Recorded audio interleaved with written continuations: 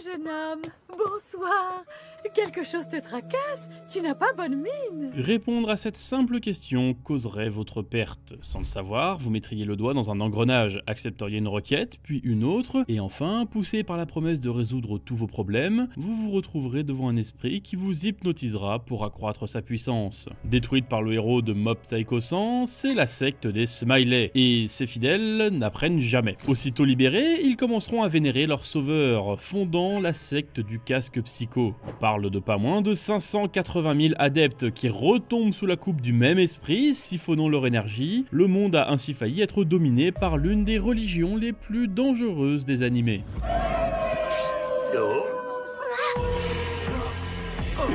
C'est quoi ce hurlement ?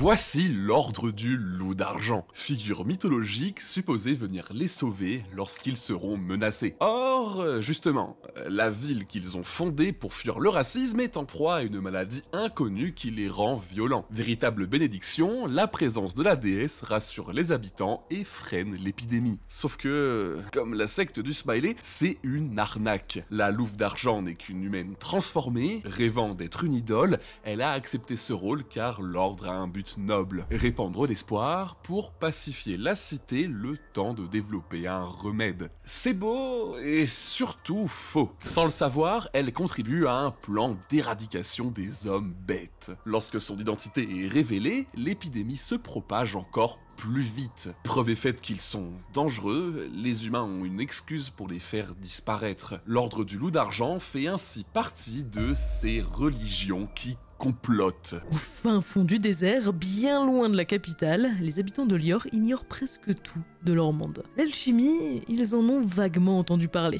mais jamais vu de leurs yeux. Alors, quand le père Cornello accomplit des miracles au nom du dieu soleil, ils y croient et adhèrent au létoïsme. Bien sûr, c'est une arnaque, le mec veut juste du pouvoir, et comme il est pas très doué, les héros le démasquent, puis repartent sans savoir que derrière lui, il y a les homonculus. Ces derniers prennent l'apparence de Cornello, ils convainquent le peuple de son honnêteté et les poussent à la révolte. Démarre alors une guerre civile réprimée dans le sang. Et c'était leur plan, provoquer des massacres pour faire de leur maître un dieu. Ils n'en sont pas passés bien loin grâce à l'une de ces religions qui te fanatisent.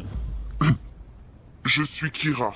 C'est par ce message que tout commence. Confronté par la police, le producteur d'Emegawa, l'ayant diffusé, affirme ne pas avoir eu le choix, car après tout, sa vie était en jeu. Son culte survit à sa mort, comme à celle de Kira, une gigantesque foule s'amasse en l'honneur de ce dernier à la fin du manga, et quelques années plus tard, les plus fervents admirateurs se rassemblent dans cette même émission qui a fondé leur religion. Des fanatiques vénérant un méchant, c'est généralement dangereux. Hidan dans Naruto appartient à la secte de Jashin. Destruction et sacrifice sont la base des rites de cette divinité maléfique.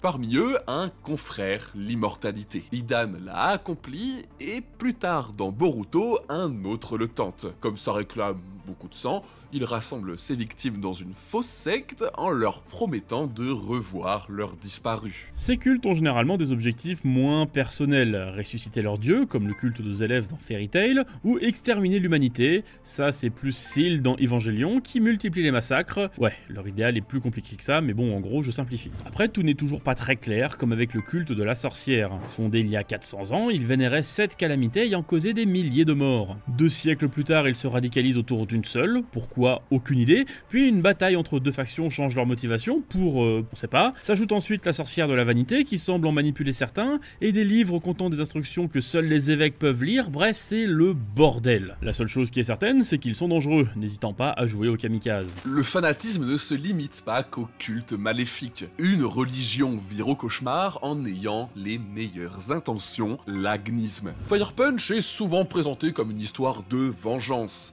Mais ça, ce n'est que le point de départ du protagoniste. Né dans un monde mourant, Agni est un élu ayant reçu un don de régénération. C'est cool, il vivra plus longtemps, sauf qu'il croise la route d'un autre élu, aux flammes éternelles. Voilà comment il devient une torche humaine, consumée par sa douleur et sa haine. Sur sa route, il sauve par hasard des malheureux. Ces derniers voient en lui une divinité, répandent son mythe et fondent ci et là des cultes. Des années plus tard, le héros attaque la ville qui abrite son bourreau. Il s'aperçoit alors que sa vengeance n'est qu'un prétexte pour supporter la douleur, mais au fond, ce qu'il veut, c'est aider les autres. Il embrasse son rôle de sauveur et combat les dirigeants de cette cité qui sont, on va le dire, des beaux fumiers. Judas y a fondé un ordre religieux où les forts oppriment les faibles. Ses soldats convaincus d'agir pour le bien commettent les pires atrocités. Ça vaut pour le bourreau d'Acni, devenu fou en apprenant la vérité. Dieu est une invention de Judas. Quand cette dernière abandonne, son subalterne prétend entendre sa voix pour préserver l'ordre établi et ordonne de tuer Agni. Il en fait ainsi un martyr, fortifiant la foi de ses fidèles. Une fois la ville réduite en cendres, le héros fonde une nouvelle religion de paix et d'amour, ou plutôt un culte basé sur le mensonge, motivé par le fanatisme de ses chefs, avec des milliers de morts au compteur.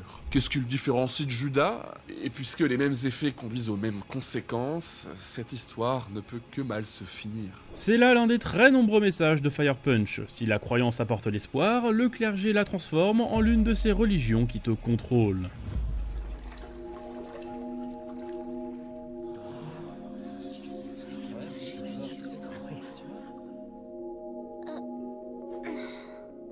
Ce visage géant est un dieu. Interprétant sa volonté, ce prêtre célèbre un rituel où l'entité choisit deux des leurs pour le rejoindre. Bien sûr, tout ça n'est qu'une vaste arnaque. Le visage est un robot, le livre est vide et le rituel est même truqué. Mais sans véritable mauvaise intention derrière, car aux yeux du prêtre, sacrifier les moins favorisés améliore les conditions de vie d'un groupe. S'il le faisait en son nom, il serait contesté, mais qui douterait d'un choix divin? La foi n'est donc ici qu'un malheureux instrument. Et évidemment, c'est extrêmement dangereux, suivre aveuglément une loi trop stricte pousse à l'erreur. Son disciple l'apprendra plus tard en tentant de reproduire sa doctrine, manquant de peu d'entraîner notre extinction. C'est pareil pour le culte des murs. Par leur fanatisme aveugle, ils s'assurent de les préserver, ce qui n'est pas aisé à faire accepter dans un siège permanent. Mais c'est nécessaire, puisque dans les murs, il y a des titans qui, s'ils sont exposés à la lumière, les tueraient. Si on les avait suivis, Eren serait mort, et Paradis aurait été détruit. Bon, ce qui aurait sauvé le monde, mais un détail, hein, détail. De toute façon, les vrais tarés d'SNK, c'est dans Before the Fall, le culte des titans. Eux, faut ouvrir les portes et cause des milliers de morts. Super. On pourrait vous en citer plein d'autres, hein, comme les dragons célestes de One Piece qui construisent leur autorité sur leur prétendue divinité.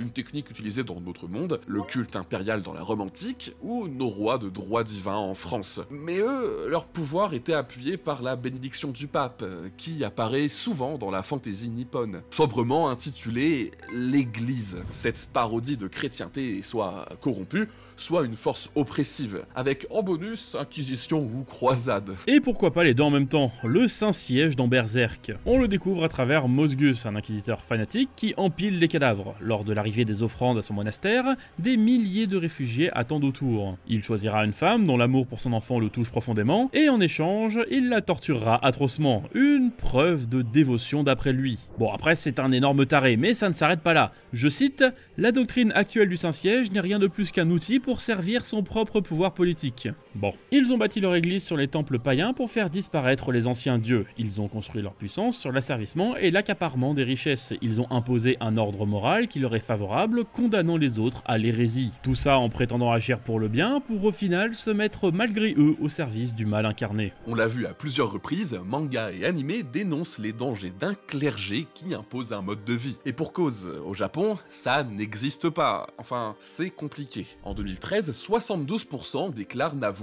aucune foi. Seulement 3% s'identifient comme Shinto, et dans le même temps, 70% en pratiquent les rites, car en réalité, les Japonais vivent au rythme des religions. 90% des enterrements y sont bouddhistes. Ils n'ont simplement pas la sensation d'appartenir à une institution qui leur dicte des préceptes, contrairement à nos religions occidentales. Leur image du clergé vient aussi d'un phénomène qui a conduit à un véritable drame sur lequel on reviendra. Ce phénomène, on l'a évoqué plus tôt avec Mob Psycho 100, ce sont les nouvelles religions, ce que chez nous on appelle plutôt les sectes les plus dangereuses.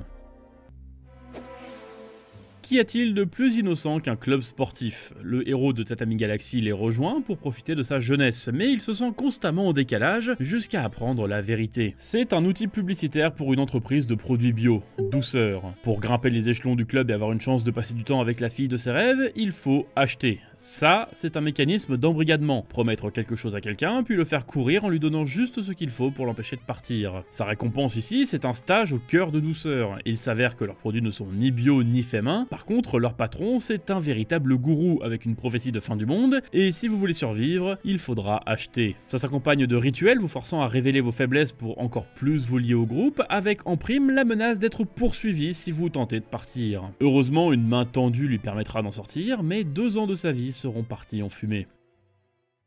Vous vous dites sans doute qu'il n'a pas été malin, que vous ne vous feriez pas avoir, c'est là que c'est dangereux. Bienvenue à la NHK, qui est un concentré de culture otaku des années 2000. On y suit un jeune reclus, détruit par le regard des autres et virant complotiste. L'anime parle beaucoup des risques d'emprise, mais c'est l'épisode 17 qui en est le parfait condensé avec Mouse Road. Une connaissance du lycée lui promet une solution à son isolement, rencontrer son mentor. Elle l'invite à y aller, et là, maintenant, sans lui laisser le temps de réflexion. Le piège se referme. Le voilà, dans un séminaire où un homme affirme être devenu riche grâce à une méthode secrète qui, si on veut, on peut. Le héros est malin, il reconnaît le commerce pyramidal, il s'en va donc et confronte sa connaissance. La larme à l'œil, il lui avoue tout. Sa famille a connu des difficultés financières, elle a tout essayé avant d'être attirée par l'argent facile de Mouse Road. Elle s'est alors endettée et désormais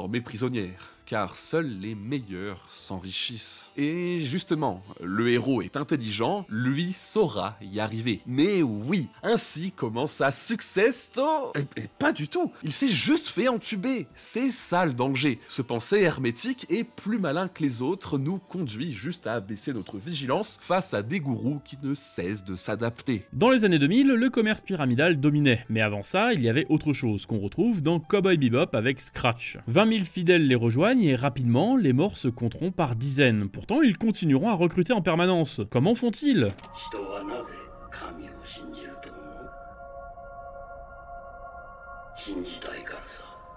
Quand on cherche à fuir un monde corrompu, on peut vite se tourner vers des croyances, une opium populaire qu'on nomme religion, et si ça marche aussi bien pour Scratch, c'est qu'il a su tirer profit des moyens de communication de son époque, comme par exemple la télévision. Il a compris, comme d'autres avant lui, qu'elle était le plus fabuleux outil d'endoctrinement, capable de faire accepter des mensonges comme des vérités. Ça vous paraît sans doute exagéré, ce cliché de secte des années 90 avec son gourou couvert de breloques. Maintenant, si je vous disais que Scratch ne sort pas de nulle part, mais qu'elle trouve son origine dans un drame bien réel. Le 20 mars 95 est une des pires journées qu'a connu le Japon d'après-guerre. 13 morts et plus de 6300 blessés dans un attentat revendiqué par Aum Shinrikyo. 2500 policiers perquisitionnent leur siège et découvrent 150 tonnes d'armes chimiques. Assez pour tuer 4,2 millions de personnes. Et s'ils ont pu agir aussi facilement, c'est qu'ils n'avaient jamais été suspectés. Ayant débuté comme un cours de yoga, son leader s'est attiré la reconnaissance des plus grands. Les élites japonaises se précipitent pour recevoir ses enseignements. Cadres, médecins, avocats, politiques. Début 90, ils sont plus de 10 000, persuadés de trouver le salut contre l'apocalypse qui arrive. Et déjà, les morts s'enchaînent.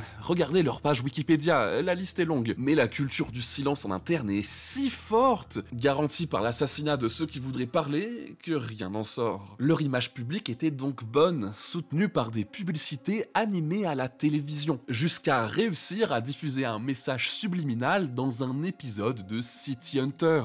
L'attentat a profondément marqué l'opinion publique japonaise, et depuis une trentaine d'années, son imagerie se retrouve dans de nombreux mangas, l'armée de dieu de Kengan Ashura ou la secte de Fleckturn de My Hero Academia par exemple. Et puis, il y a celui qui a su au mieux la représenter, 20th Century Boy. Je pèse mes mots, c'est l'un des plus grands chefs-d'œuvre de l'histoire du manga. Le plot est simple, des enfants inventent des histoires de science-fiction et 30 ans plus tard, elles se retrouvent dans les enseignements d'une secte prêchant l'apocalypse. Ce manga est une fenêtre temporelle sur le Japon des années 70 et 90, mais aussi sur le millénarisme, cette croyance que notre monde prendrait fin au début de l'aube des années 2000. Au-delà de ça, vous ne trouverez pas de meilleure représentation de ce qu'est une secte, de ses dangers et de ses méthodes. Ses techniques de manipulation sont d'impression emprise et son influence sur le quotidien des gens, jusqu'à former et briser des couples. Mais pour vous en montrer toute la dangerosité, il faudrait vous résumer ces quelques 250 chapitres, ces personnages grandioses, ces dynamiques, ces plot twists. C'est impossible en fait, par pitié, lisez 20th Century Boy, vous ne le regretterez pas. Avec toutes ces représentations, ces 30 dernières années et les nombreux scandales qui ont éclaté dans la presse, on pourrait penser que les nouvelles religions sont en perte de vitesse au Japon, mais pas vraiment. Certes, si on regarde la liste, leur effectif s'effondre sous le coup de boutoir des institutions, sauf que c'est un trompe-l'œil. On est passé en 20 ans de 41 000 recensés à 183 000. 10 à 20% de la population japonaise en serait victime. Celle qui a commis l'attentat en 95 est toujours là, ayant simplement changé de nom. Et bien que les autorités alertent sur sa dangerosité, son nombre d'adeptes remonte en attirant les jeunes. Les formes ont changé.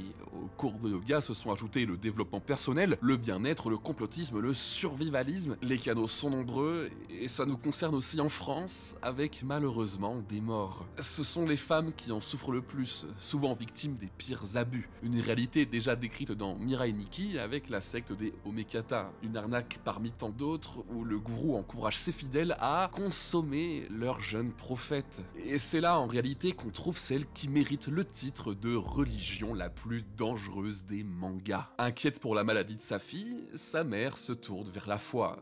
Petit à petit, elle s'y enfonce jusqu'à laisser les autres fidèles abuser de l'adolescente pour qui elle avait tant prié. Voici la pire religion de manga. Dépourvue de nom, elle détruit des familles pour servir les intérêts d'un quelconque gourou sans visage. Des comme elle, il y en a des centaines. Et demain, ça pourrait toucher n'importe laquelle d'entre nous, emportant nos proches sans que l'on puisse rien y faire. Et pour celles et ceux qui en sont victimes, on vous met en description une page avec adresse et numéro d'aide. Surtout, on espère que vous vous en sortirez. On vous envoie toute notre force.